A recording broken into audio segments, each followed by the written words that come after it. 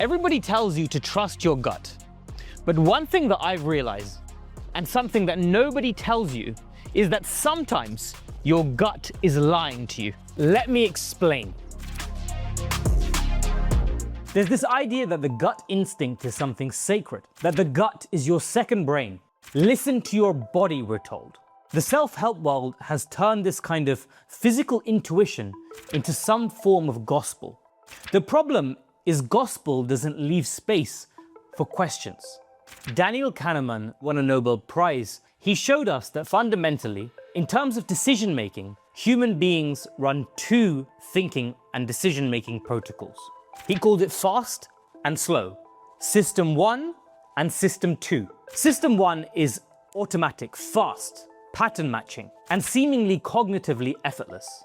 System 2, on the other hand, is slow, deliberate, analytical, and energetically expensive. System 1, which is the one that we call our gut instinct, is brilliant when it matches against patterns that are current. It's dangerous, however, when we pattern match on systems that are outdated. Let's think about this in terms of a threat response. System 1 doesn't distinguish between a threat that's real and one that's imagined. It matches simply on the premise of similarity, not on the premise of accuracy. Let me explain this in the context of a horror movie.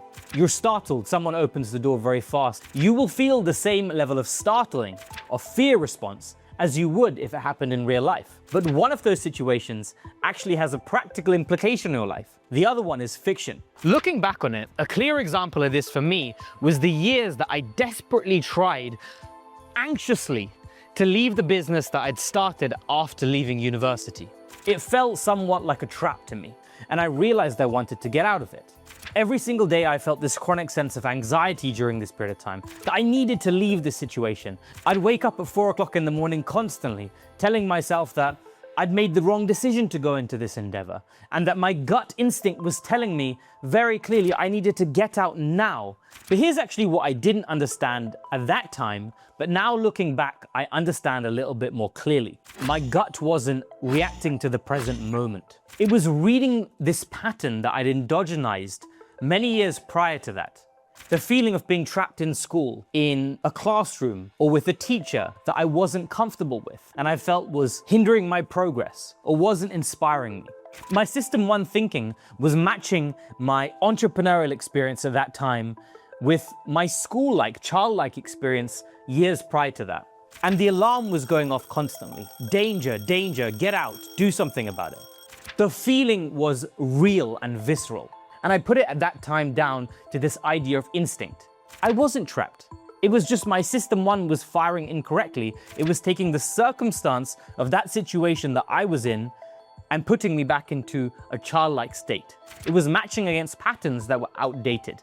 So when I have big decisions now, I think about this framework of System 1 and System 2 thinking. So how do I tell the difference now?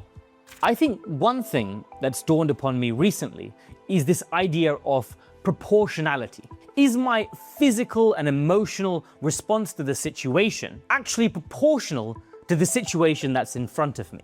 Again, going back to that business, I could have gotten out of the situation, but the amount of mental churning and anxiety that was going on, looking back, was not actually proportional to the situation at the time.